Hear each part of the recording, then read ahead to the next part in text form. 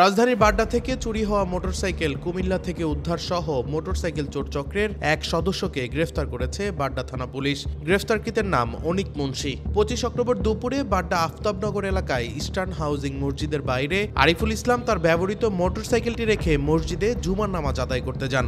নামাজ শেষে মসজিদ থেকে বের হয়ে দেখেন তার ব্যবহৃত মোটরসাইকেলটি সেখানে নেই। এই ঘটনায় 7 ডিসেম্বর ভিকটিমের চাচাতো ভাই মিশানুর মাহমুদ বাদী হয়ে বাড্ডা থানায় একটি চুরির মামলা রুজু করেন। মামলাটি তদন্তকালে গোয়েন্দা তথ্য ও প্রযুক্তির সহায়তায় শনিবার ভোর 5টায় কুমিল্লার দাউদকান্দি তাপসিন সিএনজি পাম্প এলাকায় অভিযান চালিয়ে বাড্ডা থানা পুলিশ অনিক মুন্সিকে গ্রেফতার করে। এ সময় তার কাছ থেকে চুরি হওয়া মোটরসাইকেলটি উদ্ধার করা হয়। প্রাথমিক জিজ্ঞাসাবাদে গ্রেফতারকৃত অনিক দীর্ঘদিন ধরেই বাড্ডা থানা এলাকা সহ ঢাকা শহরের বিভিন্ন এলাকায় মোটরসাইকেল চুরি করার বিষয়টি স্বীকার করেছেন। বাড্ডা থানার মামলায় গ্রেফতারকৃত অনিককে আদালতে প্রেরণ করা হয়েছে বলে জানিয়েছে police. Desk report, metro TV.